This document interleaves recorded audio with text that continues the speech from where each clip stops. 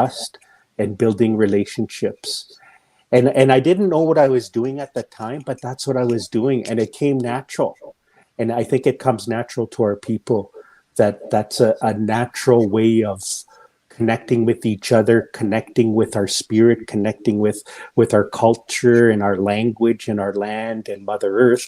It's the Cree say Wakotoan, the Blackfoot say Simoksin, and it's about living in relationships. And I didn't know that's what I was doing at that time, but now when I reflect back on it, that's what I was doing. I wasn't there to judge this young man. I was just there to be with him.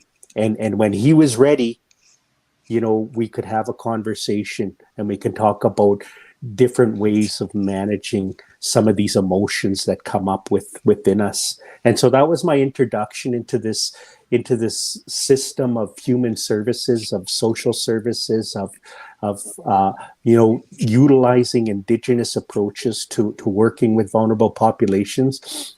So I walked alongside them, and because I was going through my own trauma, I had my own issues. I had a lot of issues, with addictions, with intergenerational trauma, with systemic racism, with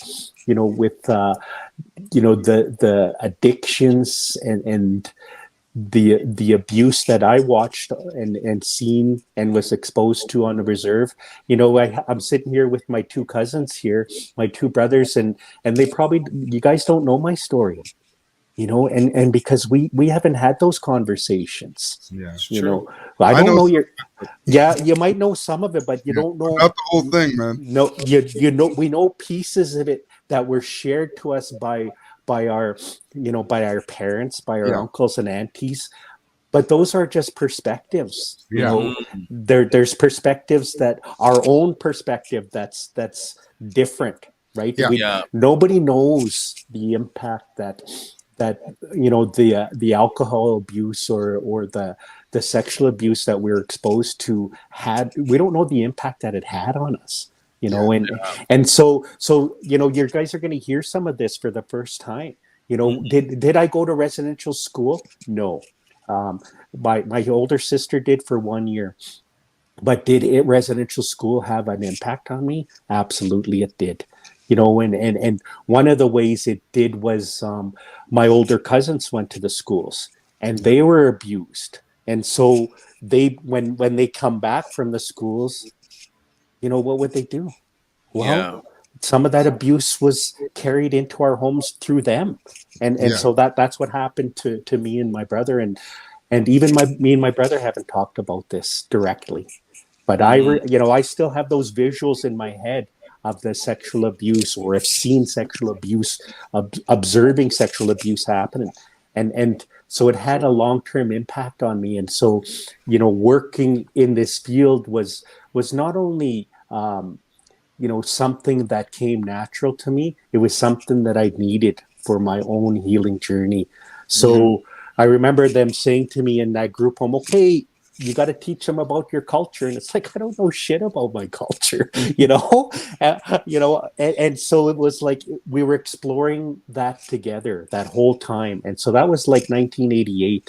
I remember that because it was the Olympics in Calgary here. And so I'm taking all of these little brown boys to all these different, Olympic events because people are donating tickets to us.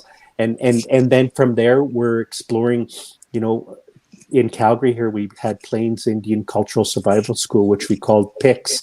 And that was kind of like our cultural, one of our cultural streams of access, along with the Friendship Center. But the Friendship Center came in and went over the years because of some of their own struggles.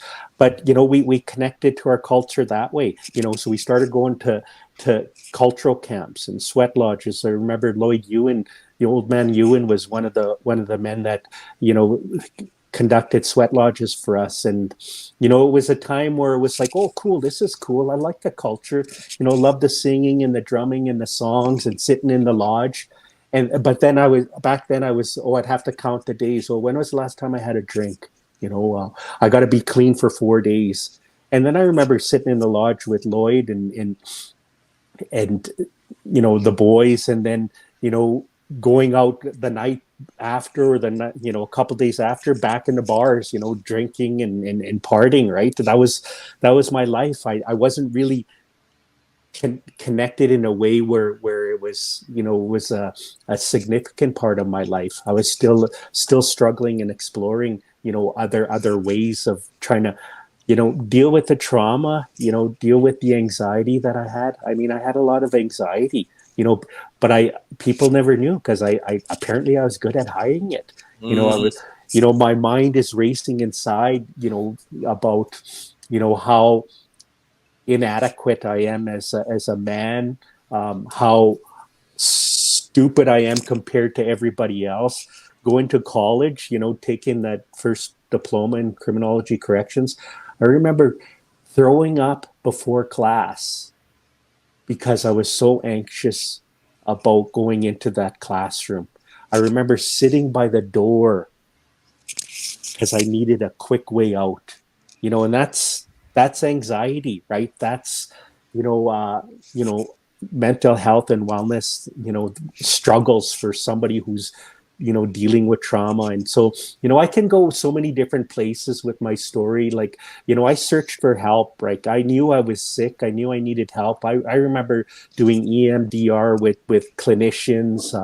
But I remember that this tipping point for me was, my dad and I had reconnected. My dad got out of Drumheller Penitentiary, and quit drinking. And then we became friends. When I was 19, 2021, my dad and I became pretty good friends. It wasn't like a normal father-son relationship. It was like, we were men, right? And we were coming together for the first time. He missed our childhood. He didn't see us growing up.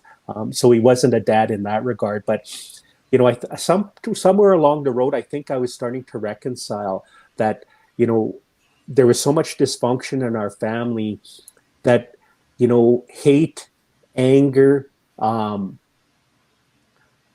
guilt, or blame weren't going to serve me well. And I needed to let go of some of that. And so I honestly, at around 13, I know that because my mom really struggled with that. That's when my mom and I kind of, separated a little bit, emotionally, because I came to this point of forgiveness for my father, even though I have visuals of him beating the shit up of my mother. And as a, 4, 5, 6-year-old trying to stop my dad from beating up on my mom and being thrown aside, me and my brother, that's what would happen. Even though I seen that, I got to a point where I was able to forgive him. So when he was in Drumheller his last time, we said, let's go visit this old guy because he's not going to live much longer. And so that was easy to go there and see my dad in Drumheller. But I guess for my dad, he shared with me later, he says, I'm sitting in the Drumheller pen and behind this fence, and he goes, and I see my family come walking up because my mom, my brother, my sister, we all went together.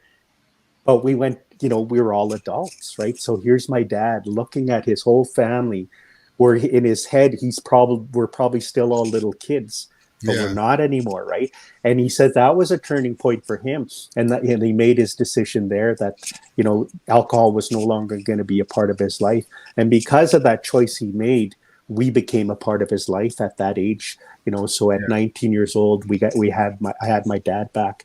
And so, but the turning point was, and I share that story because my dad was part of a turning point, ironically, right? Because he, I went through this depression stage where I couldn't eat, I couldn't think, everything was such a chore. And, I think I got down to about 135 pounds. I was just skin and bones, forcing myself to eat. And my dad said, we need to go see a medicine man.